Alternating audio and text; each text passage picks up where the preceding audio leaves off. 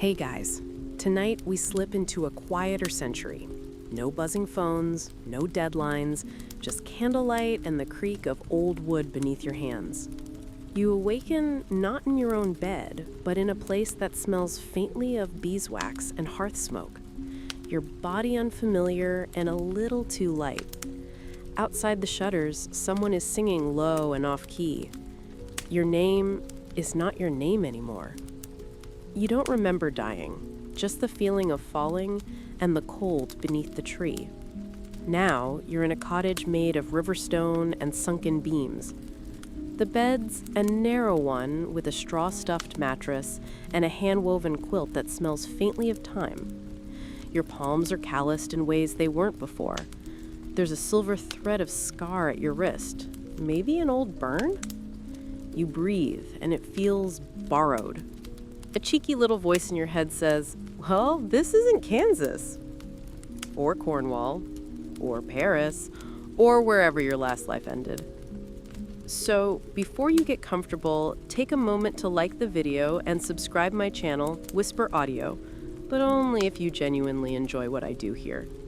And if you're listening from bed, or on a train, or under a tree with a view, tell me where and when in the comments. I read every one.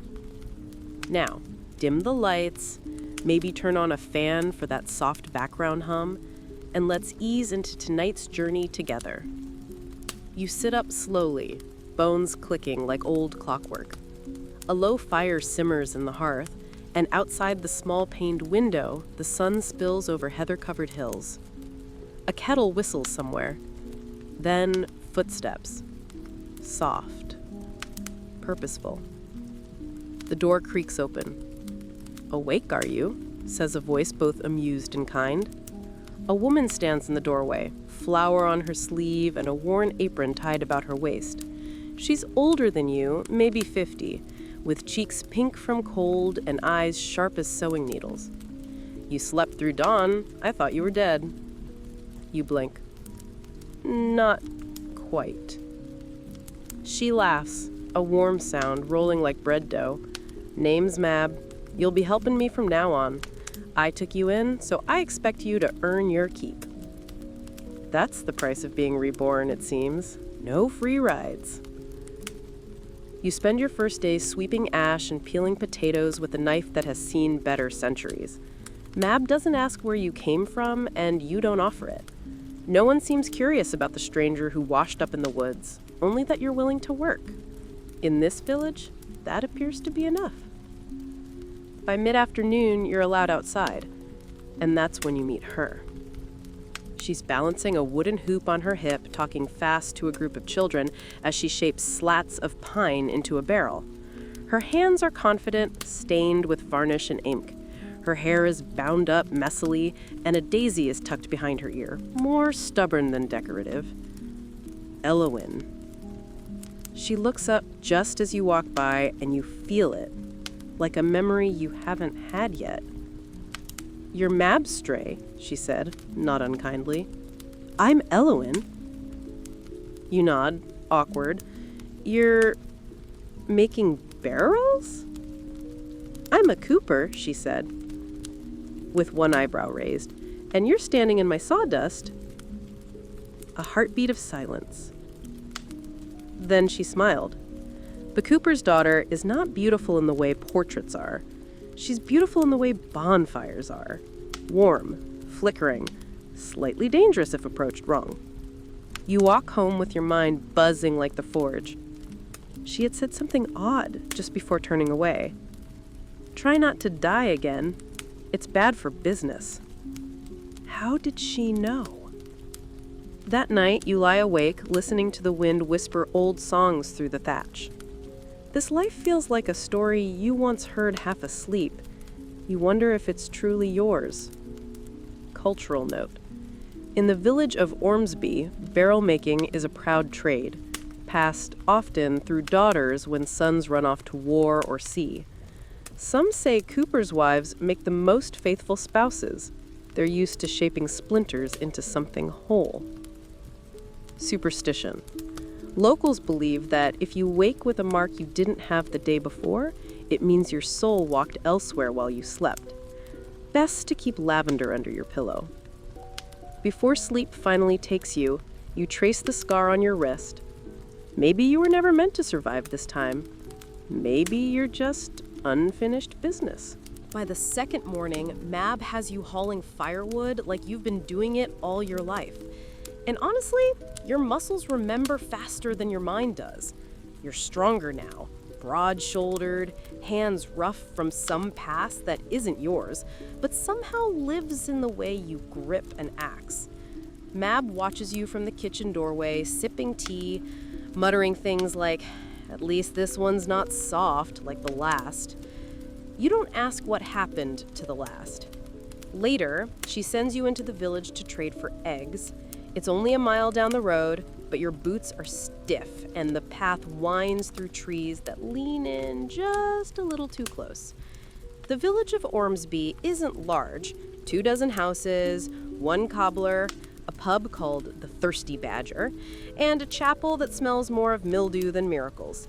There's a notice board with someone's sketchy attempt at a wanted poster, and an old sheep grazing where a statue probably once stood.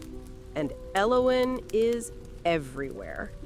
You hear her before you see her, laughing with the baker's wife, arguing playfully with the blacksmith's son, then finally, in front of you again, bending over a pile of cedar staves, sleeves rolled up. "Stray," she says without looking up. "Back for more sawdust?" You attempt confidence. "Here to trade for eggs, and maybe collect more insults." She straightens, wiping her hands on a rag. Bold of you, assuming those are separate things. And there it is again, that heat behind her eyes, like she knows things about you you haven't figured out yet. "Come on," she says, grabbing a basket. "You're clearly going to drop the eggs. I'll get them for you." You walk side by side through the crooked streets. Everyone nods to Elowen, not always warmly. You get the sense she's something of an oddity here. Too clever, too unbothered. You also get the sense that not everyone thinks that's a good thing. "Elowen," you say, testing the shape of her name. "How long have you lived here?" She shrugs. "Forever, or long enough that it feels like I was born in the barrel room." You glance at her profile. The sun's caught on a freckle just below her jaw. You wonder what she dreams about. "Why help me?" you ask. "You don't know me." She pauses, one foot tapping a rhythm on the dirt. "Maybe I like broken things," then grins. "Or maybe I'm bored." You're not sure which answer makes your chest flutter more. That afternoon, Elowen introduces you to the coopery. It smells of fresh pine and smoke. She shows you how to shape a stave with a draw knife, how to test the tension of a hoop. You catch on fast. She's impressed, but pretends not to be. At one point, she smears pitch on your cheek, accidentally, and you both laugh too hard for the joke. But not everything is sweet. Just as you're stacking lids, a man strolls in like he owns the air itself. Tall, broad, and grinning like a fox that's tasted blood. He has coal-black curls and a gaze that lingers too long on Elowen. "Elle," he says, voice as smooth as oiled leather, "your father still letting you play carpenter?" "Bugger off, Woolrick," Elowen mutters. "Woolrick." You feel his eyes shift to you. He doesn't ask your name, just sizes you up like he's already decided you're not worth learning it. "New lad," he asks her, "not you." Elowen doesn't respond. You realize she's tense, jaw tight, lips thin. Woolrick picks up a stave, twirls it like a sword, and tosses it down carelessly. "You'll get bored of this one, too." Then he leaves, just as casually as he came. You're left with silence. Elowen wipes her hands harder than needed. "He thinks I owe him something, but I don't," she says. You don't press. You just nod, but your hands curl into fists when she's not looking. Later that evening, over stew and stale bread, Mab comments without looking up, "So, you met Woolrick." You nod cautiously. His father's the butcher. Woolric was born with a knife in his hand and bad intentions in his mouth. Why does he... Because Elowyn told him no. That's enough for men like him to declare war. The village may be small, but its shadows are deep. Cultural note. In Ormsby, Coopers are often seen as practical wizards, capable of sealing in spirits, wine, or stormwater, depending on the vessel. Some believe the shape of a barrel can trap emotions, and to break one is to release what was hidden. Superstition. It's said that if someone touches your cheek with pine sap, they'll see your true face in their dreams. Elowyn had sap on her fingers when she laughed at you. As you wash pitch from your arms that night, the water turns dark with more than just dirt. You feel something in you shift. Something ancient and sharp. Maybe you were never meant to die at all. Maybe someone made sure you did. The days stretch into each other like a warm quilt, frayed at the corners, but comforting all the same. You start to find a rhythm. Wake before sunrise, help Mab with the bread and ash, wander down to Elowyn's coopery by mid-morning, where she greets you with sawdust in her hair and a fresh splinter in her thumb. You don't mind. You start bringing bandages. The town is preparing for something. There's a buzz in the air, and it's not just flies around the thatch roofs. Lanterns are being strung between houses. Children chase each other with ribbons. Even the priest has a reluctant spring in his step. It's the Festival of Lanterns, one night a year when the villagers believe the veil between worlds is thin enough for old loves and lost souls to peek through. Romantic, isn't it? Elowyn says, setting a tiny copper lantern into your hands. Or spooky, depends who you ask. You give her a sightlong glance. Which is it for you? She smiles crookedly. Both. You learn that couples dance at the festival not for fun, but for fate. If two people dance beneath the arch of branches and the lanterns don't flicker, they're said to be true bound. But if the lantern sways, well, best not to linger after that. That's ridiculous, you say. It's ancient tradition, Elowyn corrects, mock solemn. We don't question it. Do you believe in it? She shrugs. I believe in fire, in wood, in things that creak and burn and leave marks. Maybe love does that too. You don't realize how long you've been staring at her until she says, "If you're going to look at me like that, at least help me carry this barrel." The night of the festival, the entire village gathers in the commons. The bonfire is already roaring, and the sky hangs low and purple, stars blinking awake one by one. You borrow clothes from Mab's late husband, a linen shirt too big in the shoulders, a vest that smells faintly of cedar and pipe smoke. You don't feel like yourself. But then again, who is that anymore? You spot Elowyn near the fire, her hair down for once, dark waves catching sparks of light. Her dress is simple but clean, the bodice laced with crimson ribbon. She sees you, and something flickers behind her eyes, something unguarded. "Don't fall in love with me," she teases.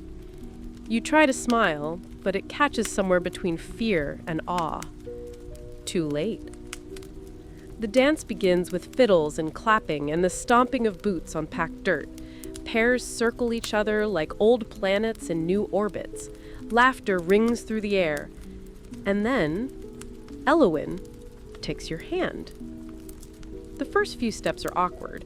You step on her foot, she steps on your pride, but you find the rhythm eventually. It's impossible not to. The music carries you. When you pass beneath the arch of greenwood branches, two lanterns swinging above, you hold your breath. The flame doesn't flicker. Elowyn notices too. Her hand tightens slightly in yours. Neither of you says anything, but both of you are listening to the same new silence inside your chest. Later, you sit together on the slope just outside the commons. The fire blazes below. The stars are close enough to steal. "You're different," she says, leaning back on her elbows. Everyone keeps saying that. Not just different from here, different from before. Like you've carried something back with you. You swallow. "Would it scare you if I said, I think I died? And woke up here?" She doesn't laugh, doesn't smirk. Instead, she says softly, "Then maybe this place is your second chance." You look at her. Really look. And for the first time, you feel it. Not just the pull of desire or wonder, but the quiet ache of something older, like a door opening that was always locked in your last life. Cultural note: the Festival of Lanterns dates back to a pre-Christian rite honoring forgotten loves and lost kin. Each lantern is hand-cut with symbols, some for memory, others for mercy.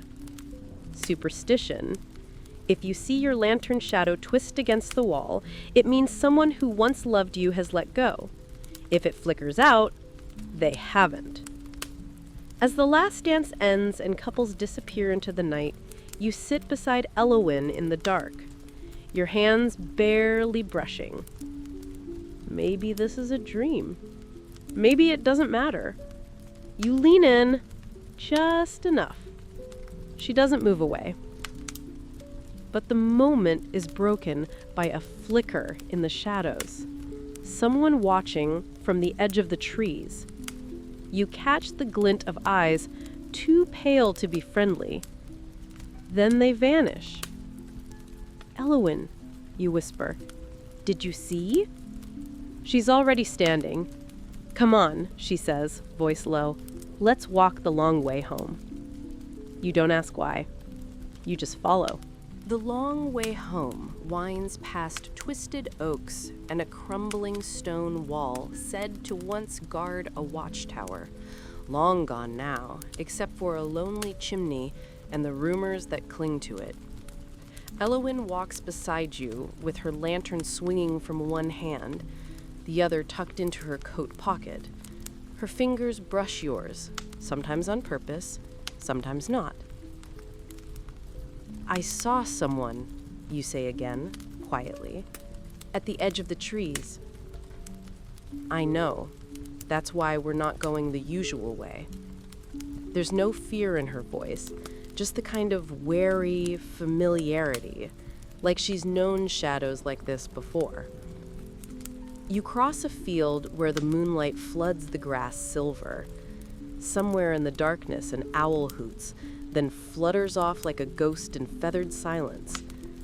When you finally reach the cottage, Mab's window candle is still burning. She's left the door unlatched for you. Before you step inside, Elowyn touches your arm. "Walrick was at the festival. He always is." "But I didn't see—" "You wouldn't. He doesn't need to be seen to make himself known." She doesn't wait for a response, just turns and walks away, the flame of her lantern bobbing like a will-o'-the-wisp until it disappears behind the hill. You sleep badly that night. You dream of heavy footsteps and fingers wrapped around your wrist. You dream of a knife glinting in moonlight and a voice whispering, "You don't belong here, not again." In the morning, the scar on your wrist aches. When you tell Mab what happened, she puts down her knitting and frowns. Walrick's not one to forget a grudge. His father was the same, had a temper like a barn fire, flared fast, left nothing but ash. What did Elowyn do to make him hate her so much? "Refused him," Mab says simply. "Didn't kneel. That's all it takes for some men to lose their minds." You feel it deep in your chest, something like fury, something like recognition. You'd seen that kind of pride before. Maybe not here, maybe not in this life, but somewhere behind your eyes. Later, you help Elowyn repair a cracked barrel for the baker. You try not to stare too long at the way her mouth curls when she's focused. You try not to think too much when her shoulder brushes yours and she doesn't move away. But the silence between you is different now. "You okay?" she asks, not looking up. "I keep dreaming of the past, but it's not this past, it's mine." She pauses. "What do you see?" "Pain, fear, a tree. My hands are covered in blood, but I don't know whose. I falter. I think I've died more than once." Elowyn sets down her mallet. "There's a place, just past the moor, a kind of shrine, old as bones, the kind people don't talk about unless they're whispering." "What kind of shrine?" "The remembering kind." It takes the rest of the day to prepare. Mab gives you a bundle of dried mint and rosemary for protection, though she doesn't say against what. Elowyn wears her oldest boots and brings a lantern made from black glass. "Don't step off the path," she warns, "not unless you want to be lost forever." You reach the moor by dusk. The wind is sharp, laced with peat smoke and the distant cry of sheep. The shrine stands in a ring of standing stones, moss-covered and slanted like drunk soldiers. At the center, a pool barely larger than a basin glows faintly, though no moon touches it. Elowyn nods toward it. "They say the water shows you the truth, if you're brave enough to look." You kneel. The surface of the pool ripples once, twice, then stills. You see fire, screaming, a different you, same eyes, same voice, but clad in rough soldier's garb, dragging a dying friend through mud. Then another you, dressed in merchant's finery, clutching your side where something sharp has torn through. Always death. Always just shy of reaching something that might have saved you. And then, this life, this version, standing beside Elowyn in the coopery, laughing at Mab's jokes, kissing someone's knuckles, living. You look up, breath caught in your throat. "What did you see?" Elowyn asks. "Every time I get close to something good and then I die." "Maybe this time you're meant to stay." I shake my head. "But what if someone doesn't want me to?" She looks at you then, deep, quiet. "Then we make them sorry they tried." Cultural note.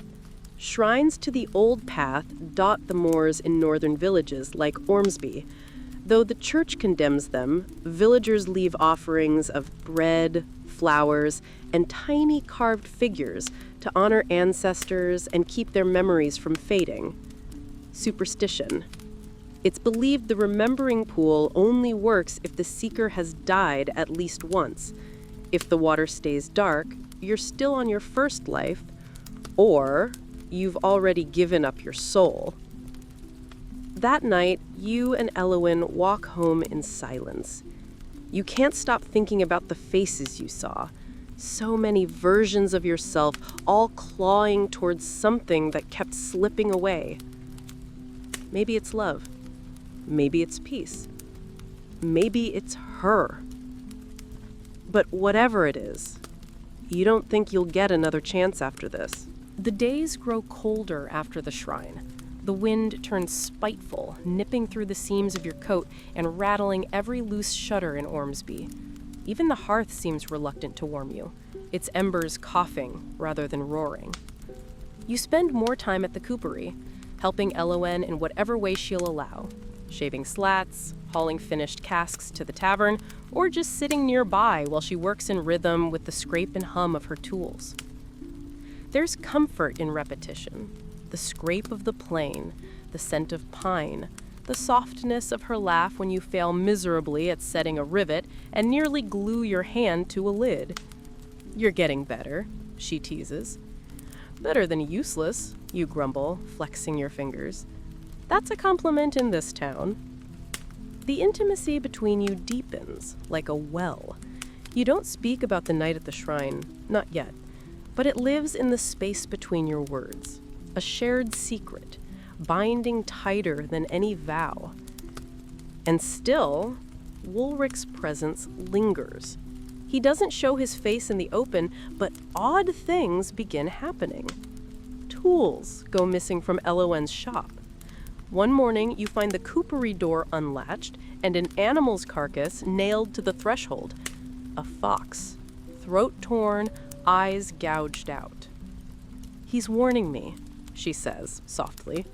Not frightened, just furious. "You should go to the magistrate. He drinks with Woolrich's uncle every Thursday." I offer to stay at her place. She refuses gently, but firmly. That's what he wants, to make us afraid, to push us together too fast. Then he can call it a scandal. What if I don't care about scandal? She looks at you for a long moment. Then maybe you're more dangerous than he is. That night you wake from another dream, your hands bound, your mouth full of blood. You're kneeling in a church, not to pray, but to beg for someone's life. Maybe hers. Maybe your own. The next morning, a note is pinned to Mab's door. "You don't belong here. Not again." The handwriting is crude, as if carved with a blade rather than ink. You crumble it in your fist. Mab watches from the table, her tea untouched. Woolrich's father used to say those words to a girl who came here once, years ago. A healer. Too clever for her own good. What happened to her? She vanished. Some say she left with a traveler. Some say the woods took her. Others... Mab doesn't finish. She just stares into the fire like it's speaking to her. Elowen takes you to the edge of the woods that evening. "There's a path," she says. "One that doesn't appear unless you know where to look. My mother showed it to me before she died." "Where does it lead?" "To the hermit." You blink. "That's not a name." "No," she agrees. "It's a warning." The path isn't visible until you pass a ring of elder trees. Then it simply exists, threading through the brush like a ribbon of shadow, untouched by leaves or light. The air grows colder, heavier. You smell iron and peat and something else, something ancient. The hermit lives in a stone hut half sunk into a hill. Smoke curls from a crooked chimney. When Elowen knocks, the door opens before her hand touches it. The man inside is tall, pale as birch bark, with eyes like storm glass and a long braid of silver hair falling down his back. He's wearing no shoes, and his fingernails are black with soil. "You've come again," he says to Elowen, voice rustling like old pages. "I need truth," she replies. He glances at you. "And the lost soul?" He needs to remember who he is before it's too late. The hermit nods. "Come inside." The hut smells of fennel and bloodroot. Bundles of herbs hang from every rafter. A dozen candles burn without melting. In the center sits a wide bowl carved from volcanic stone, filled with water so still it seems solid. He gestures toward it. "Place your hands in. Think of the moment before you arrived here." You hesitate. Then, slowly, you obey. The water is colder than snowmelt. It steals your breath. Images bloom instantly, like flashes, like memories struck by lightning. A tree, a noose, a body swinging in a windless void. Elowyn's face streaked with tears. And then, Wulrich, standing at the foot of the hill, smirking, a knife in his hand. You were hanged. You were murdered. You wrench your hands free. Water splashes across the floor, but the hermit doesn't flinch. You came back, he murmurs. But your death lingers. Why? Why did he kill me? Because love makes weak men cruel, and he feared your return. You loved her then, you love her now, and that means he cannot own her. You turn to Elowyn. Her eyes are glassy. You knew. I guessed, she whispers, but I didn't want it to be true. The hermit reaches into his robe and removes a tiny vial, glass, sealed with bone. Drink this when the moon is highest. It will show you everything and shield you once. Shield me from what? From dying again. But only once. Cultural note. The Hermit of Ormsby is a myth shared across several towns, though none agree on what he is. Some call him a druid. Others say he was cursed to wander time in a single form, watching souls repeat their mistakes until one gets it right. Superstition. If you dream of your own death and survive the following dawn, it means your soul is bound to fate. You are what villagers call a twice-born, a soul given one final path to walk, with no guarantee it leads home. You and Elowyn walk back without speaking. The vial feels heavy in your pocket. You remember the noose, the knife, and now you know what awaits if you fail again. You don't sleep that night. You sit by the hearth with Mab's old cat curled like a comma beside you, watching the moon rise through the cracked panes of the cottage window. The vial lies on the table, catching moonlight in its warped glass. You turn it over again and again in your palm, as if the motion might change the truth inside it. At the stroke of midnight, you uncork it. The smell is earthy, sweet rot and crushed violets. You hesitate only a moment, then drink. The world blurs. You're falling. No, sinking. Time collapses like wet paper. You feel yourself pulled backward through layers of memory so thick they could be peeled like bark. Your breath is stolen. Your name vanishes. When you open your eyes, you're standing beneath a tree. The rope is still swinging. It's a memory, clearer than any dream you've ever had. But more than that, it's you, your hands calloused, your breath shallow with terror. You're watching it happen all over again. Elowyn kneels in the grass, bound and gagged. Her eyes are wild with fear. She thrashes once, trying to scream your name, but it's muffled. Wulrich steps forward, the man from your nightmares, young, handsome in the cold way foxes are, sharp-eyed and hungry. He smiles at you, lazily, like none of this matters.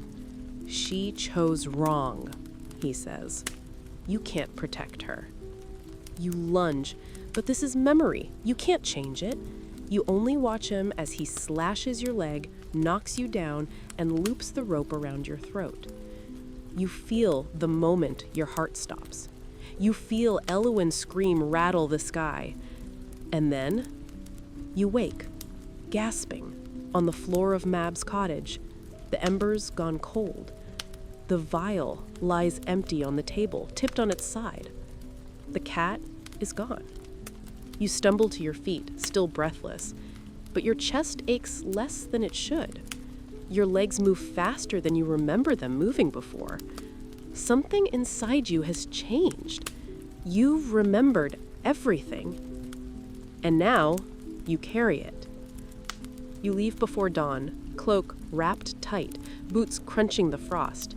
You find Elowin at the coopery, oiling the hinges on the shop door. "I know," you say. She doesn't turn. "I thought you would." "He killed me right there, under the gallows tree, tied me up, and made you watch." She nods. "And then he told everyone you left, said you couldn't handle life here." "Why didn't they question it?" "Because he's a man. Because he's rich. Because he's always been good at smiling while holding a knife." You step forward. "It wasn't your fault." Her voice is barely a whisper. "But it happened to you because of me." "No, it happened because of him." You rest a hand on her shoulder. She turns into your chest, letting the weight of it all crash into you like tide against rock. You don't speak. You just hold her. And then you plan. You start by speaking to the widow who runs the bakehouse. Quietly, carefully. She's seen things, heard more. She nods just once. Then the stable hand, then the miller's son, then the seamstress who lost her sister years ago under unusual circumstances. It doesn't take long. Woolrich's darkness has roots, but so does the town's quiet resentment. People are tired of being afraid. You leave a message with the bell ringer. At sunset, under the gallows tree, bring a lantern and wear red. If they believe you, if they've seen enough, they'll come. Sunset comes like fire bleeding across the sky. You and Elowin stand at the edge of the field where it happened. The tree still stands, crooked and ancient, its branches stretching like arms mid-plea. Woolrich arrives alone. Of course he does. "Dramatic," he says, strolling toward you, hands in his coat like he hasn't a care in the world. "Thought you died better than this." You step forward. "I remember everything." He flinches. Only slightly, but enough. "I remember the rope, the way you laughed, the way she screamed." Woolrich looks at Elowin. "You still whisper in his ear, do you? Even now?" She doesn't reply. You take one more step. "I now remember everything. This time, the village saw. You were too sure, too loud. You left pieces everywhere." He sneers. "And who's gonna believe you?" Lanterns appear. One by one, figures emerge from the dusk.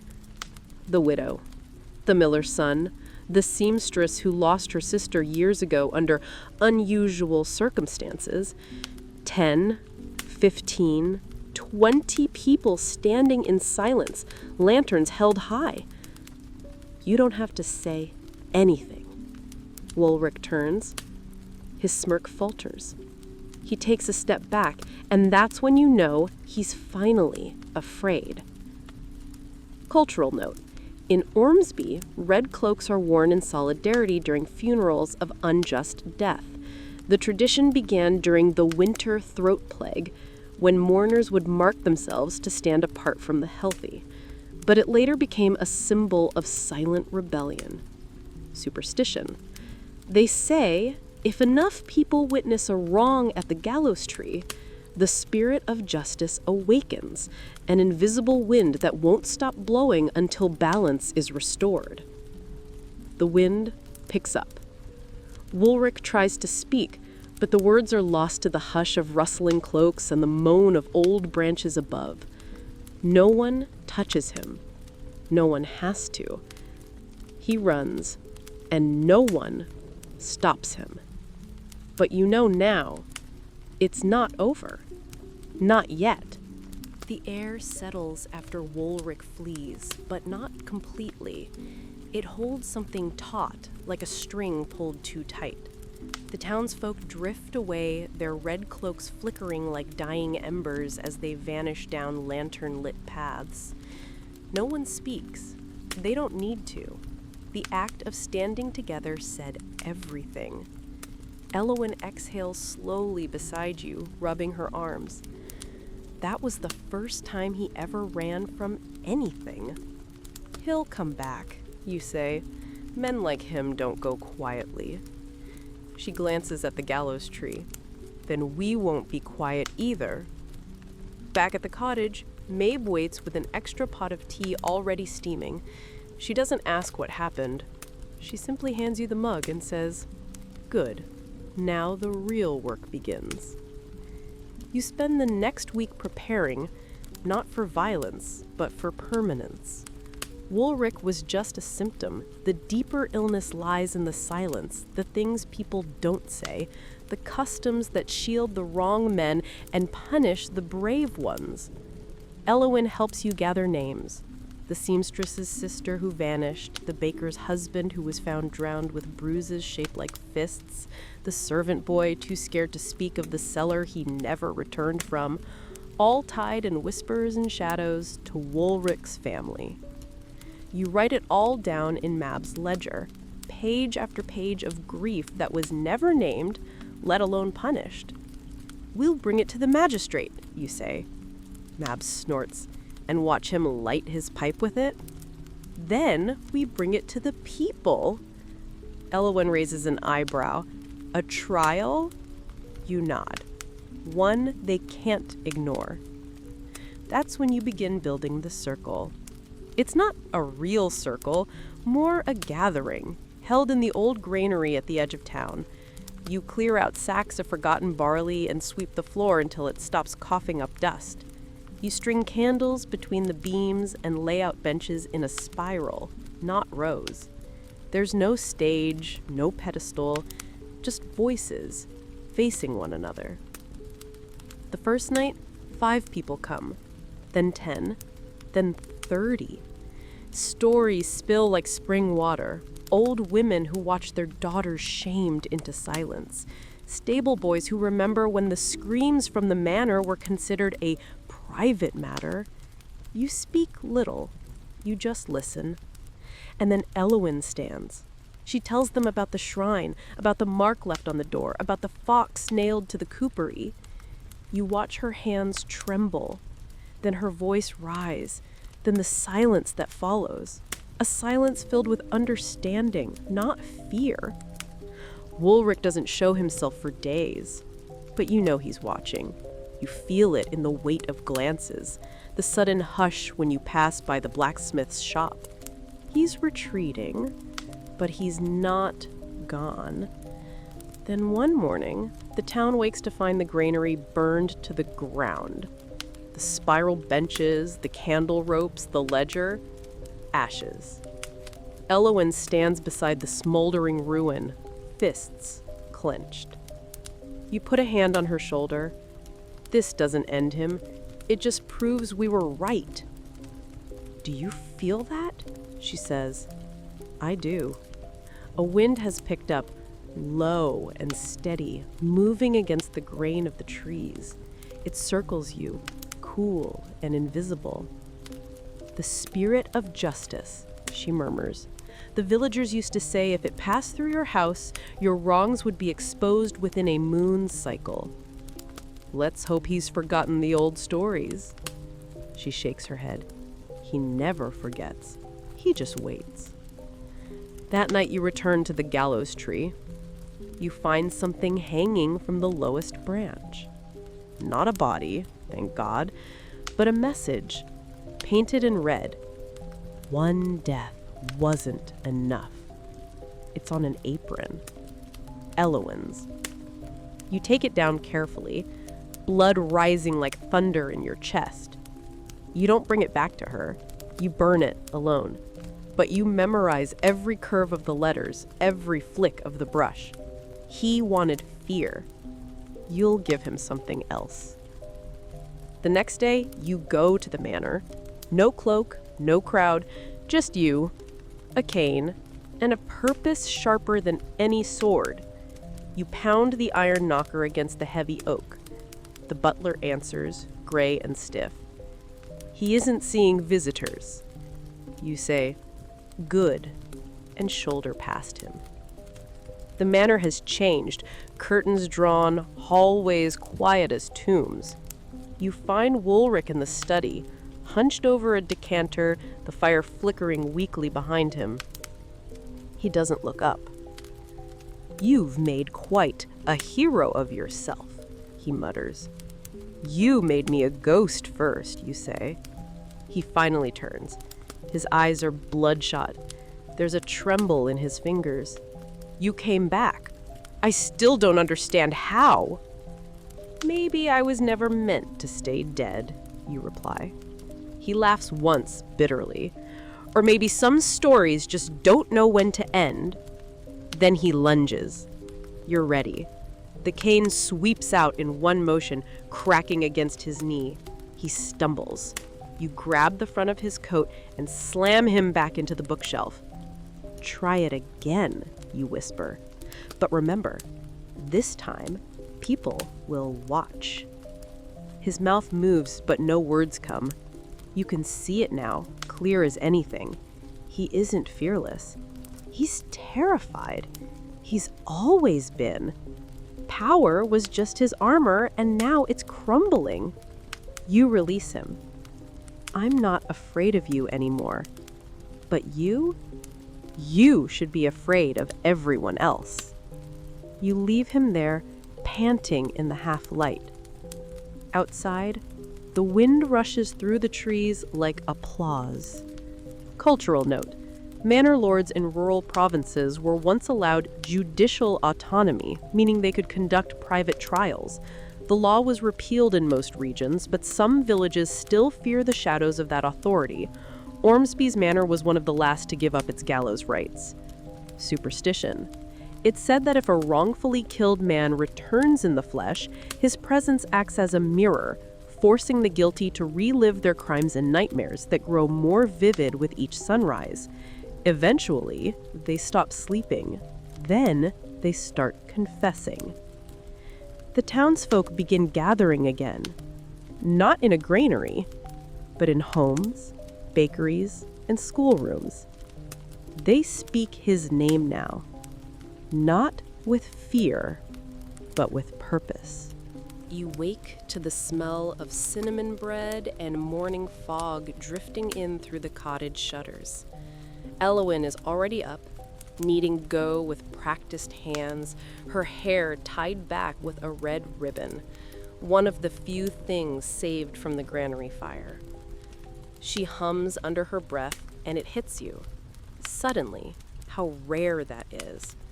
She hasn't hummed in front of you since the first life. It makes your heart ache, but not from pain, from the fragile, terrifying weight of hope.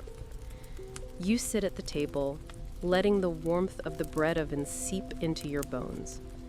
"We need to finish the ledger," she says. You nod. New pages, new names. And this time, we share it with everyone. You spend the day moving from house to house, speaking with those who stayed silent before. This time, more people open their doors. You hear of missing daughters, sons who return from the manor with bruises they refuse to explain, mothers who watched Woolrick drink himself into violence but dared not speak of it aloud. Every name is recorded, every wound written in ink that will not fade. You gather at the chapel that evening, not for prayer, but for reckoning. The priest, Father Roswin, surprises you. He doesn't object. He simply opens the doors and lights every candle in the nave. "There is nothing holy in silence," he says quietly. "Let truth echo here." The townsfolk arrive slowly, still unsure. But when Elowyn steps into the pulpit and opens the ledger, the hush thickens, and no one dares interrupt. She reads the names, one by one. You see tears, nods, fists clenched in laps, and you see something else too. Relief. As though speaking the names lifts some invisible weight. But not everyone is ready for light. You notice the man first, standing at the back, hooded, too still. When Elwyn says the name of the seamstress's sister, he flinches.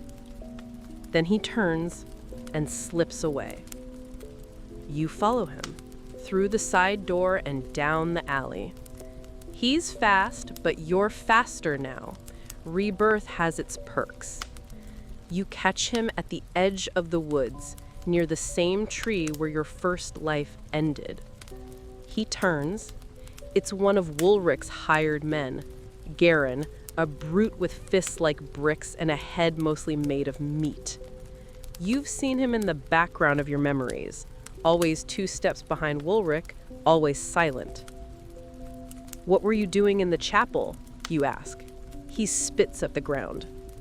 "It ain't right, Aaron's secrets like that. He did what he had to do. This village needed order." "He murdered people." Garin shrugged. "Some folk are better off forgotten." Your fist flies before you realize it. It connects with his jaw, hard enough to rattle your arm. He reels, but doesn't fall. Instead, he laughs. "Didn't think you had that in you." You stare him down. "You don't know what I have in me anymore." He lunges, but you dodge. His weight works against him, and you drive your cane into the back of his leg. He howls, collapsing to his knees. You worked for a monster, but monsters fall, and when they do, cowards like you always scatter. He tries to rise. You press your boot to his chest. "You have a choice," you say. "Speak or run." Garin glares up at you. Then he speaks. He tells you everything. The girls taken to the manor, the threats, the hidden cellar beneath the estate where Woolrich stored problems that couldn't be explained. Elwyn joins you by the tree, breathless. "He confessed," you say. "Enough to burn the manor to the ground." "Let's not burn it," she says softly. "Let's empty it." You bring the townsfolk the next morning, dozens of them, not with torches or pitchforks, but with lanterns and rope and spades. You descend into the manor cellar for the first time. It's colder than it should be. Wet stone, metal cuffs rusted into the walls, and old stains that make your stomach turn. There are no more captives, but their ghosts cling to the corners. You find a journal, Woolrich's. Elwyn opens it. Her hands don't shake. Inside are drawings, sketches of victims, notes on their weaknesses, records of who asked questions and how they were silenced. And then a line. "One death is never enough if they believe they're loved." Elwyn closes the journal. "We show this tonight in the square." You do. At twilight, the villagers gather again, and you read Woolrich's words aloud. There's no need for explanation. The book speaks for itself. A trial is called, not in court, but in the open air. In the place where he once ruled with whispers, he is now condemned by silence. He doesn't appear. Cowards rarely do. But something else happens. Father Roswin steps forward with a ribbon, a red one. He ties it around the gallows tree. "Let this be the last name it remembers," he says quietly. And the villagers begin doing the same, tying their own ribbons, not for Woolrich, but for the lost, the unnamed, the forgotten. Dozens, hundreds. The tree becomes a monument. And still, you feel it. The wind circling once more. Cultural note. In Ormsby, it was once believed that if a tree carried more than 100 ribbons of grief, it became a guardian spirit, watching over the village and protecting it from the return of darkness. Superstition. They say when a guardian tree awakens, you'll know by its leaves. One will turn gold out of season, even in the dead of winter. You look up. There, near the top branch, one leaf shines like fire. Elowyn sees it too. And for the first time, she smiles without pain. You're winning, but you know this isn't the end. Not yet. You don't sleep that night. Neither does Elowyn. The village square is quiet, but it hums with a new energy, like something sacred passed through. You sit together on the cottage stoop, watching the last of the lanterns flicker out. Her hand finds yours without thought, and you let the silence stretch. I keep expecting him to strike again, she says. He will, but next time, we'll be ready. She rests her head on your shoulder. You're different now. You think of the tree, of dying beneath it, alone, of the burning cold in your lungs, the voice that whispered, "Not yet." I think I was always this person. I just didn't know how to be him until I died. A soft breeze stirs the leaves. That same golden leaf still glows faintly at the top of the gallows tree, visible even from here. Maybe a trick of light. Or maybe not. Elowyn lifts her head. Do you remember the harvest dances? You smile. Barefoot in the barn, cider stains on the floor. You wore green. I tried not to look awkward. You failed. I remember. She tilts her head. They're holding one tomorrow, first in 3 years. You raise an eyebrow. In the middle of all this? She shrugs. Maybe it's because of all this. We've mourned, we've fought. Now we remind each other what we're fighting for. You nod slowly. Then I guess I need to find something green. She smiles, that lopsided smile you loved even in your first life, the one she only gave you when she thought no one was watching. The next day is full of strange joy. The whole village feels like it's exhaling for the first time in years. The air smells of hay and baking apples. Children weave garlands from late-blooming flowers, and old men dust off their fiddles with the reverence of priests unwrapping relics. Even Mab puts on a dress. Black, of course, but one with tiny embroidered moons along the hem. You walk to the festival with Elowyn, hand in hand, hearts beating in strange unison. The barn has been swept clean. Tables line the walls with baskets of pears and jars of honey. Someone's rigged oil lamps to hang from the beams, and their flickering glow turns the hay-strewn floor into something golden and enchanted. You don't dance right away. You just watch. Villagers spinning, laughing, awkward at first, then looser with each song. Old wounds aired, yes, but not forgotten. This dance is a rebellion, too, in its own way. Do you think, Elowyn says softly, that the people we lost are watching? You pause. I think they never left. A fiddle catches a warm rhythm, and Elowyn pulls you into the circle before you can think to protest. Her hand fits in yours like it remembers you, better than your body ever could. You move together, step and sway, the music tugging something loose in your chest. Then, just for a moment, time slips. You're back there, The first life, a harvest night, green skirts brushing your knees, Elowen laughing, your heart too full. You blink, and she's still laughing, real and alive, right here. Maybe you were always meant to return to this. Then, the music stops.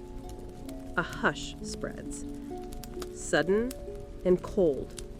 The fiddler lowers his bow. People turn toward the barn door. Wulrich stands there, alone. No soldiers, no cloak, no mask of arrogance.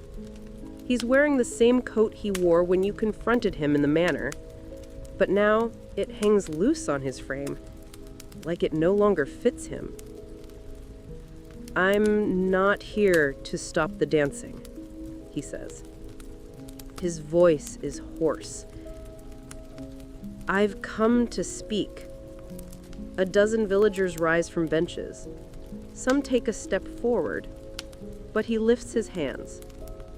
No tricks, no weapons. His voice breaks. "I need to say something." Elowen tightens beside you. You're already moving, placing yourself between her and him. "You've said enough," you reply, with blood, with threats, with fear. He looks at you, and for the first time, he doesn't look angry. He looks tired. "I saw the ribbons. I saw the leaf." Murmurs ripple through the crowd. "I had dreams, or memories, of the cellar, of their faces. I couldn't sleep. Still can't." Someone from the crowd yells, "You shouldn't sleep!" But Wulrich just nods. "You're right. I shouldn't.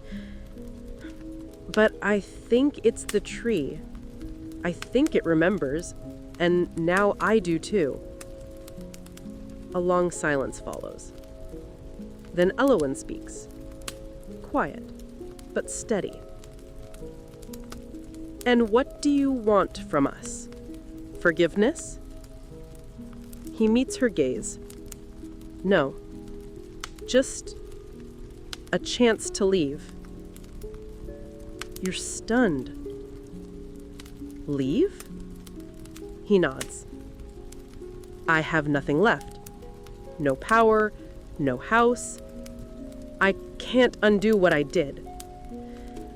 But if I stay, someone else will try to rise in my place. Maybe it's better if I vanish." Someone behind you mutters, "Cowards exit." Another adds, "Let the tree decide." It's Mab who steps forward next, surprising everyone. She holds a jar, small, sealed with wax. This was buried at the base of the gallows tree. An offering, made by a child long ago. It held 3 things: a locket, a coin, and a wish written on birch bark. She walks straight to Wulrich. The wish said, "May no more names be forgotten." She hands him the jar. "You can leave, but take this with you. Carry our memory, and know that if you ever return to forget again, the tree will remember." Wulrich clutches the jar as if it weighs more than gold. Then he turns and walks into the dark. You never see him again. But some nights, when the wind passes through the village just right, you think you hear footsteps moving away, never toward. Cultural note. It was once believed that when a tyrant chose to leave of their own will, they became a memory bearer, cursed to carry the grief of the people they wronged until their death. Such men were sometimes called ash kings, crowned not in glory, but in regret. Superstition. If a memory bearer ever returns, the land will twist to warn the people, a plague of bees, a milk souring under a full moon, or the bark of the guardian tree splitting clean in two. That night, after the dancing resumes, you and Elowen sit once more beneath the stars. No threats linger. No secrets hold sway. Only the sound of laughter and the quiet hum of something healing. The next morning, you wake to the soft patter of rain on the roof. Gentle, warm, almost musical. A summer rain. Elowen is still sleeping beside you, her breath slow, her face peaceful in a way that makes your heart ache with its quiet beauty. You lie there a while, staring at the wooden beams above, listening to the world wash itself clean. Outside, the village is hushed, the streets glistening with puddles and petals. You know what today is, the aftermath. The barn has been cleared, the ribbons on the tree drip with rain, their colors brighter for it. The village has no more monsters, no more secrets, but also no clear path forward. Everyone is watching everyone else now, not with suspicion, but with cautious hope, like new growth after fire. You dress slowly, creaking at the knees, and head out to find Mab. You want to ask her about the jar, the wish inside, and something else, something you've been feeling in your chest since Woolric vanished into the dark. You find her exactly where you expect, by the tree. She's pressing a new ribbon into the bark, whispering something under her breath. "What did you say to it?" you ask, approaching. Mab doesn't look up. "I told it to be still." You tilt your head. "Is it not still?" She finally turns to you, eyes shadowed, mouth tight. The tree knows what we don't speak aloud, and right now, it's restless. You wait. "There's someone else," she says. "Another who carries blame. Maybe not as loud, but just as deep." "Who?" She hands you a folded slip of parchment, worn and creased. On it is a single name. You don't recognize it. Elowen does. When you return to the cottage, she's awake and reading by the window, her hair damp from the rain. You sit beside her and show her the paper. Her face stills. "Mara," she whispers. The name strikes a chord you didn't know it strung. "She was Ulrich's sister," Elowen says slowly. "Vanished when we were teenagers. Rumor was she ran away, but she didn't." "What do you mean?" "She joined him, quietly, behind closed doors. The cellar. Some say it was her design. She was the clever one. He was just loud." You sit back, stunned. "And she's still alive?" Elowen nods.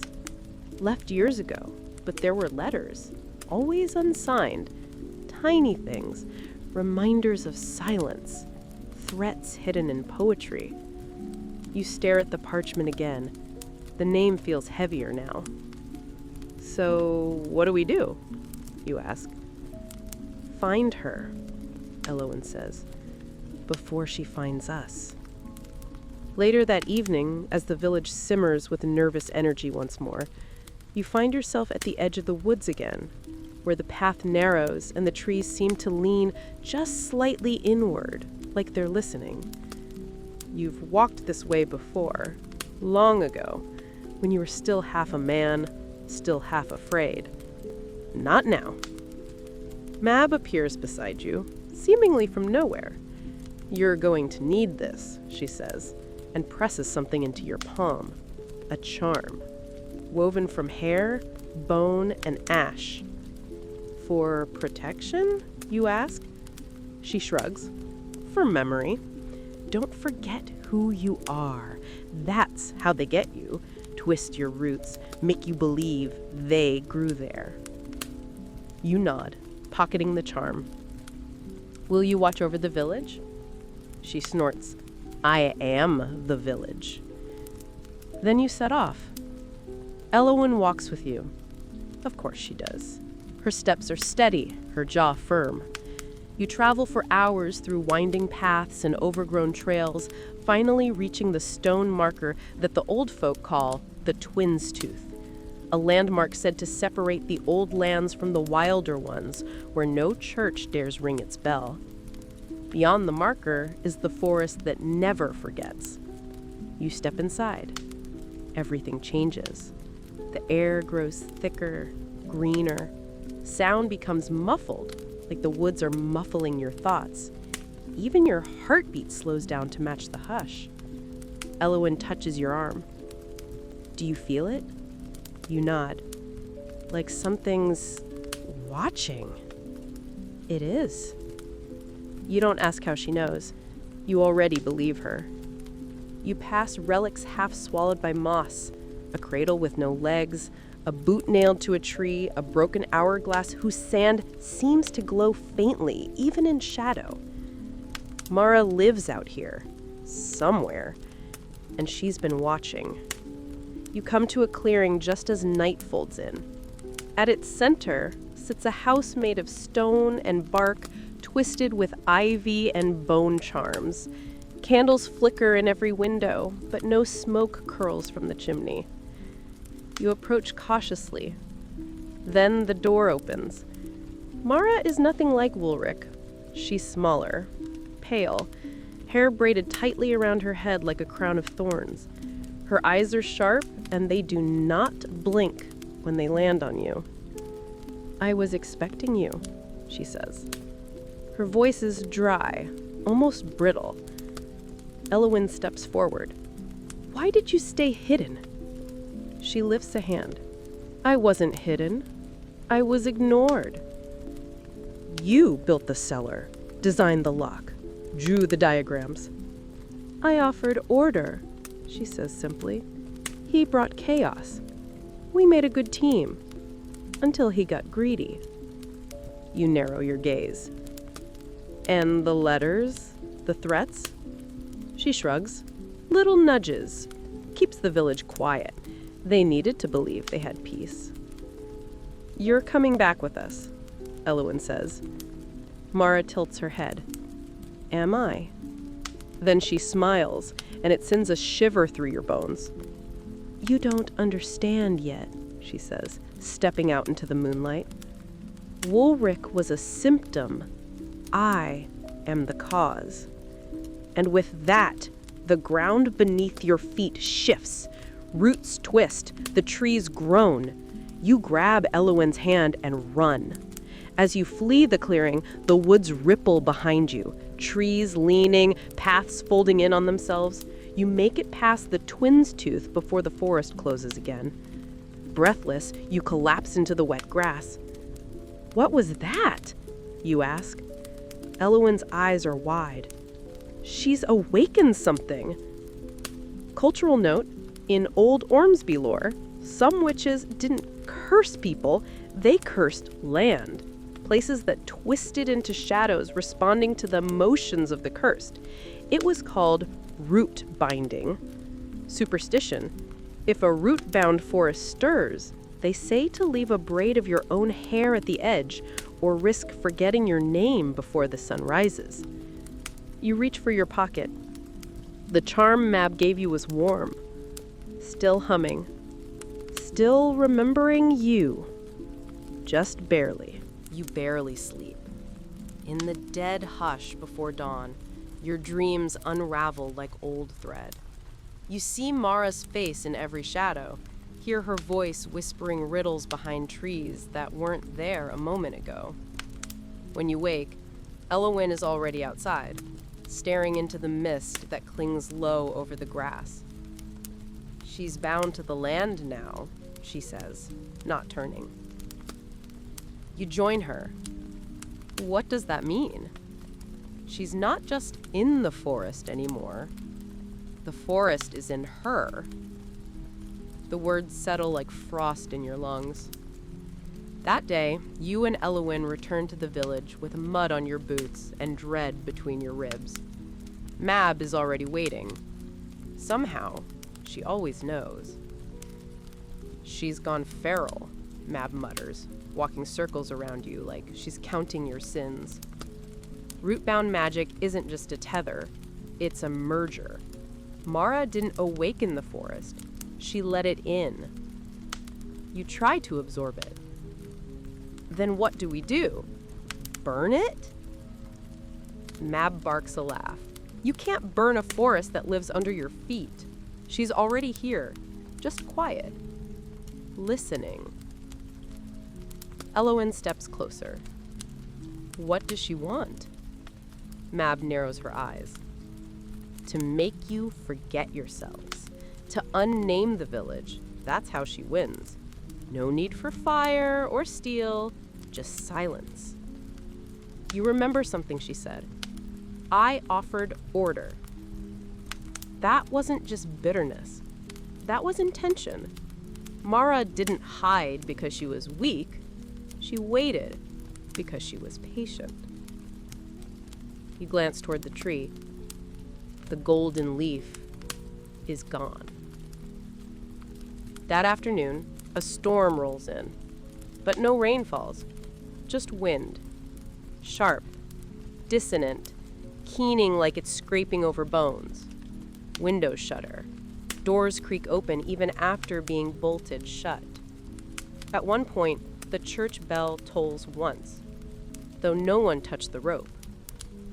She's begun, Mab says grimly. One toe in, next comes the forgetting. As if on cue, a boy runs into the square, weeping. My dad doesn't know my name. You gather around the child. His father stands nearby, pale and blank-eyed, staring through you. When you ask him what's wrong, he only blinks and says, I don't remember having a son. Mab curses in a language you don't recognize. She's taking threads, she hisses, pulling memories like weeds. The village is suddenly afraid again, not of men with swords, but of slipping away. We can't let her unname us, Elowin says fierce. But the question hangs there, heavy. How do you stop a forgetting? That night, the village gathers. Not for dancing, not for stories, for survival. Mab stands before them, hair wild, eyes burning.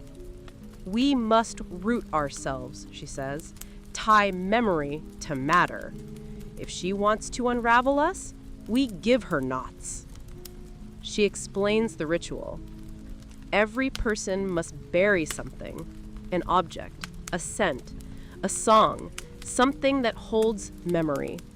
A ribbon from a wedding, a baby's first shoe, a torn page from a favorite book. They'll bury them around the tree. Form a circle of remembering.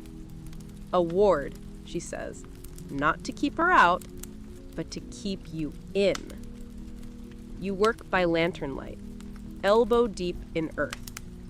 Elowin buries a lock of her mother's hair, tied with green thread.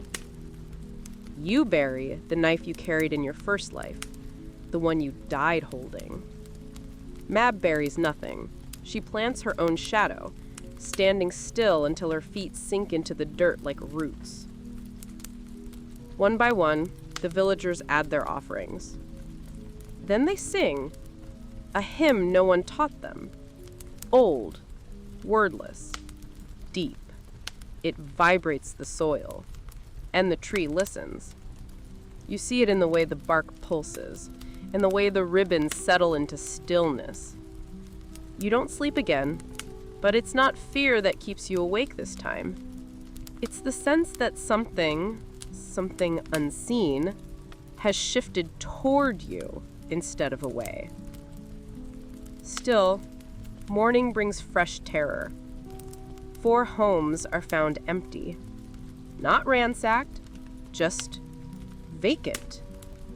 Bed still warm, bread still rising. dogs left behind, barking at shadows. Their names vanish from the memory circle. Someone whispers, "They didn't leave. They were taken." Mab frowns. "No, they chose not to remember. That's worse." You realize, Mara's not stealing memories. She's inviting forgetting. And some are saying yes. Later that day, a council forms. The village elders, what's left of them, gather with you and Elowen and Mab. "We must confront her," Elowen says. "Not just ward ourselves. Face her." Mab tilts her head. "That's a death wish." You answer, "It might be the only wish we have left." So the plan forms. A small group. You, Elowen, Mab. You'll return to the forest, bring memory into the heart of forgetting. You'll carry relics. You'll carry names. And you'll carry fire. As you prepare, Elowen pulls you aside. "I remembered something from when we were children." You raise an eyebrow. "You used to follow me into the woods, even when I told you not to. You always said, 'If you go missing, who else would find you?'" You smile. "Sounds like something I'd say." "You were 10. I thought it was the most romantic thing anyone had ever said to me." She leans in. Her forehead rests against yours. "You've always been the one who remembers." Your heart swells with something ancient. Maybe this is what it means to fight evil in this place. Not with swords, but with stubbornness, with refusal, with the simple, wild, foolish act of remembering each other. Cultural note. In some regions, memory circles were built before winter, not just for magic, but for mourning. They believed that if you buried a memory under the first frost, it would return to you in spring, made new. Superstition. If a memory is strong enough, they say, it will sprout. And if it grows, it can't be taken. You leave at sunset. The path to Mara's dwelling has changed. Thicker now. Closer. I swear the trees whisper names you haven't heard in years. You walk anyway. One step, then another, and the forest swallows you whole. You knew it would be different this time. The forest isn't pretending anymore. It wants you to know it's alive. The air thickens with scent. Wet moss, iron-rich soil, and something floral and rotting at once. Your boots sink deeper than they should. Roots slither just beneath the surface like veins. Mab mutters to herself as she walks ahead, fingering the charm she wove for you. "She's layered it," she says. "This isn't just the forest anymore. It's her mind now." Elowen walks close to your side, her hand tight in yours. She's quiet, focused. You try to focus too, but the trees seem to hum with half-familiar lullabies. And it's getting harder to recall simple things. Your father's voice, the color of your first home shutters, the taste of spring pears. "I'm losing pieces," you whisper. Mab throws you a glance. "That's why we brought names. Speak them, aloud, often." And so you do. You begin naming things, people, moments. Elowen's full name, your mother's favorite flower, the innkeeper's dog. Each word you say punches a hole in the fog. But the fog doesn't like holes. The deeper you walk, the more it fights. You pass through a glade where everything is mirrored. Branches above and below, light bending in impossible ways. At one point, you swear you're walking upside down. Mab burns something in her palm, sulfur and salt, and the illusion cracks like glass. You press on. The house appears again. Mara's house. But it's grown. Now it has spires and walls that breathe. You see faces in the wood, eyes that open and shut slowly like they're dreaming. Stay together, Elowen says. You step inside. The air shifts immediately, warm and wet like breath. Candles line the walls, but their flames bend away from you. Mara sits in the center, on a throne made of woven roots. Her hair falls loose now, and her eyes are lit with some inhuman glow. You brought my brother's scent. Did you think I wouldn't notice? Your throat tightens. Woolrich's memory is still inside you, tucked in some unreachable corner, a burden and a thread. Mara rises. I offered you peace. You could have forgotten the pain, all of it. Some pain is worth remembering, you say. Mara tilts her head, then let me remind you. And suddenly, you're not in the house anymore. You're in your childhood bedroom. But it's wrong. The angles are slightly off, the window shows nothing but swirling mist, and the sound of your mother's laugh plays on a loop. Too perfect. You try to speak, but your mouth won't move. Panic claws at you until a hand grips yours. Elowen. You're back in the house again, breathless, sweat pouring. She's inside your head, Mab growls. Don't let her write the story. You force yourself upright, meet Mara's gaze. You could have rebuilt with us, you say, but you want a village of ghosts. I want silence, order, no blood, no memory, just quiet. You shake your head. Then you don't want life. You want stillness. That's not peace. That's death wearing perfume. Mara's smile slips. Mab hurls a pouch of ash at the ground, and suddenly a circle erupts in flame between you. Not fire that burns, but fire that remembers. It burns in patterns, runes of old names, each one a light against Mara's fog. Remember her? Maeve, who sang lullabies to bees? Or Thomas, who danced with broken legs on May Day? Or Leela, who painted birds into her soup when no one was watching? The flames grow brighter. Mara recoils. You're tearing it, she snarls. We're restoring it, Elowen says. You don't get to erase us. And then she steps forward. Into the circle, holding nothing but a ribbon. It's the same one from the tree. The golden one. Elowen tosses it to the flames. The fire eats it, and something shudders in the house. A wall cracks. You feel the air shift, lighter now, truer. Mara stumbles. No, you don't understand. But you do. She anchored herself to what she hated most, remembrance, and now you're using it against her. You step forward too and speak a name you've never said aloud until now. Gareth. Your own. Your true name. Mara screams. The house groans. Walls begin collapsing inward, not violently, but gently, like a collapsing lung. Mab shouts, "Out! Now!" You all run. The forest lets you go. No twisting, no confusion, just a straight path like it's tired too. Behind you, Mara's house folds into itself, vanishing without sound. You reach the twin tooth just as the sky breaks open. Rain, at last.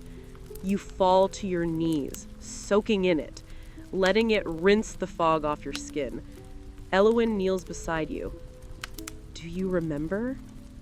I nod, tears in my eyes. Everything. She smiles. So do I. Cultural note. In some forgotten kingdoms, names were used not just to identify, but to bind. Speaking a true name in sacred space was said to awaken the soul's original shape. Superstition. If you say your true name while holding the hand of someone who loves you, your spirit becomes unstealable. Maeve stands over you, soaked, laughing through her teeth. You stubborn fools! You actually did it! And you can't help laughing too, because for the first time in both your lives, you are completely, blindingly free. You don't return holding the hand of someone who... Instead, the three of you sit beneath the dripping canopy of elder trees, huddled near the last crackling embers of Mob's fire. The storm finally passes, leaving behind only the hush of leaves exhaling. The silence is no longer menacing. It's restful, honest. Mob pulls a flask from her coat and takes a deep swig before offering it to you. It tastes like burnt apples and regret. She'll linger, Mob says, voice rough. Not her body, maybe not even her will, but her shape. Forests remember their pain. Elowyn nods solemnly. So do people. You lean back against a mossy log. Do you think anyone will believe us? Doesn't matter, Mob says. They'll feel the difference. Some silences are safe. They'll know this one is. You watch the moon thread itself between the thinning clouds. For the first time, it feels like it's watching back. Not with judgment, but with gentle curiosity. Maybe even affection. You don't sleep, but you rest. When dawn arrives, you return. The village hasn't vanished. It could have, you realize. If Mara had won, the fields would be ash and the people would be stories half told. Instead, the baker waves at you, flour still in her eyebrows.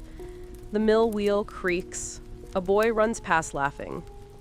The 4 families that vanished are still gone. No one remembers them except you 3. You try to speak their names aloud, but the wind takes them. Mob frowns. Some threads were too loose to tie again. Still, the village lives. Elowyn plants new herbs outside her cottage. You help. The ground is soft from rain, and the scent of basil clings to your fingers. It feels absurdly intimate, comforting. I used to dream of this, Elowyn says. Not the madness, not the magic, just planting something next to you. You smile, brushing dirt from her cheek. I think I used to dream of dying. Now all I want is to eat soup with you on rainy days. She laughs and kisses your jaw. Dream bigger. And maybe you will. You begin rebuilding what was taken, physically and otherwise. People gather to share stories, not the ones Mara tried to silence, but new ones. Of goats that got drunk on cider, of a man who carved spoons shaped like his wife's nose, of a child who swears the wind taught her a song. And every story is an act of defiance. You and Elowyn host the first midsummer fire since the unraveling. There's dancing again, clumsy and breathless. Someone smuggles in honey wine, a girl gets her first kiss and immediately falls into a bucket. It's perfect. That night, Elowyn pulls you aside and hands you a ribbon. Golden. You drop this, she says. Your throat tightens. How? She shrugs. Some things just return when they're ready. You tie it around her wrist, a quiet vow. Cultural note. In this region, golden ribbons are no longer used to mark death. They mark returning, a symbol that someone came back against the odds and chose to stay. Superstition. If you tie a golden ribbon during a full moon and speak your name into the wind, your soul becomes weatherproof. Later, you find Mob near the well. staring at nothing. You leaving? You ask. She nods. I wasn't made for peacetime. You offer her a ribbon too. She scoffs. Don't be ridiculous. But she pockets it. You hug her and she stiffens like a startled goat, then sighs and pats your back exactly once. You're not bad, she mutters, for a tree-hugging romantic idiot. You grin. That's the nicest thing you've ever said to me. She disappears before dawn, leaving behind a satchel of herbs and a note that just says, "Don't name any more trees after X's." The seasons change. You and Elowin build a new life from the bones of the old one. You open a school, just a small one in the back of the old bakery. Children bring rocks and frogs and questions like charms. You answer what you can. The rest, you turn into stories. Elowin brews teas for memory, mint, marigold, elderberry, and people swear they dream clearer when they drink her brews. The town stopped calling you witch. Now they call you keeper. Not of spells, but of truths. You keep names, faces, little stories, like the girl who sings to bees, the man who speaks to rain, the woman who dared to forget, and the sister who refused. Your story isn't finished, but it's safe. And one night, as you sit beside the fire, Elowin curled against you, you whisper, "You know, if I die again, please bring me back slower. I'd like to enjoy the trees this time." She laughs. "You never stopped enjoying the trees."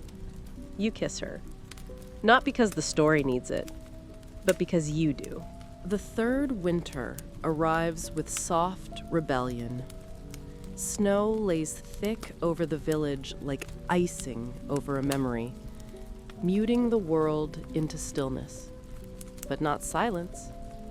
Inside the cottage, the hearth snaps with life, and the scent of pine and spiced pear fills the air. You're stitching a new tunic, something Elowin swears she doesn't need, but grins at every time she catches you working. She's curled by the window, reading aloud from a book Mob left behind. It's handwritten, half spells, half rants, all genius. Some pages seem to rewrite themselves when left alone too long. The footnote says, "Never trust a man who wears 2 scarves in spring." Elowin murmurs, "Sound advice." You glance up. "You wore 3 scarves that spring." "Exactly. Trust me." She's gotten better at laughing again. You both have. The peace feels surreal sometimes.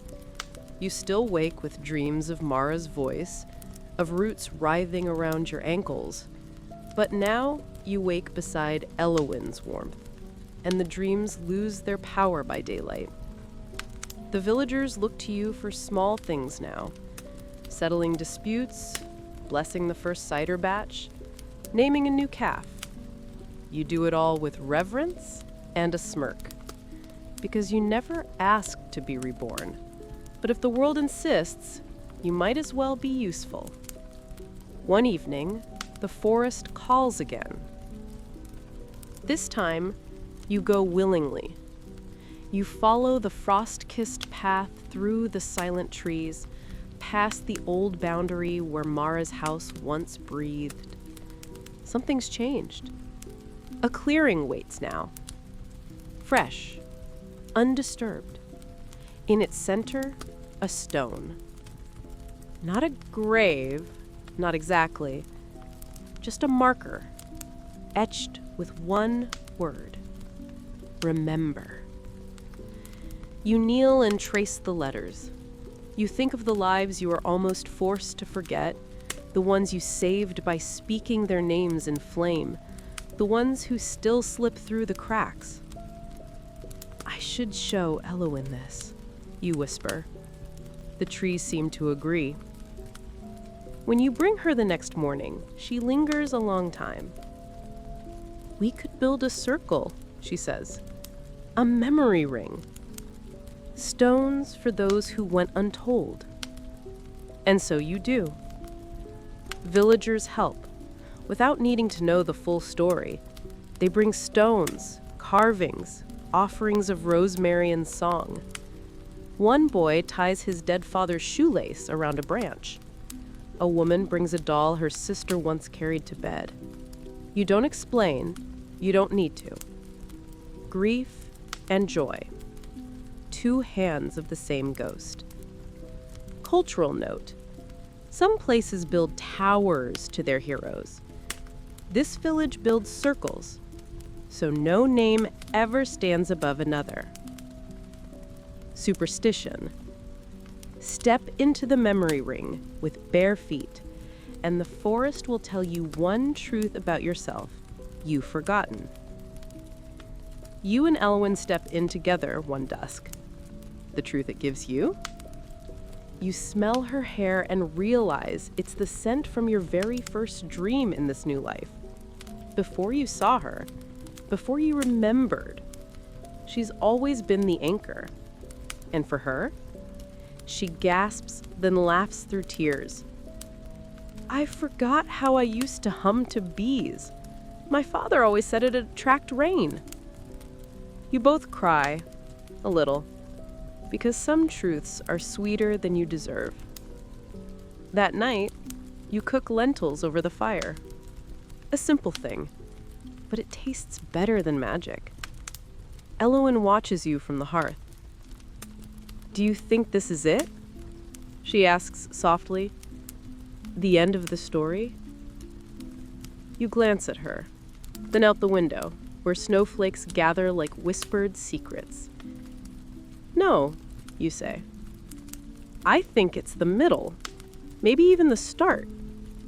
She nods. Then I suppose we should start dreaming in new directions. And you do. You dream of a garden that grows upside down, of books that sing when you touch them, of children who chase fireflies through your orchard. You dream of a time where stories aren't used to trap people, but to free them. The next morning, a girl knocks at your door. She says her name is Lark. Her eyes are sharp, her questions sharper. She wants to learn how to brew teas that remember things. Elwyn nods and opens the door wider. Another knock comes later. A boy with too many freckles, a bag of crushed rose hips, and a stammer. He wants to learn about ribbons. You welcome him too. Soon you have apprentices. Mob writes once. The letter's charred at the corners and ends mid-sentence, but the message is clear. You've started a nest, haven't you? You ridiculous, sentimental swamp lover. I'm proud. Don't make it boring. You hang it by the hearth. You never see her again, but sometimes, when the fire cracks just right, you smell her ash and salt perfume, and smile. The seasons loop again, but each one feels like a new version, not a repetition.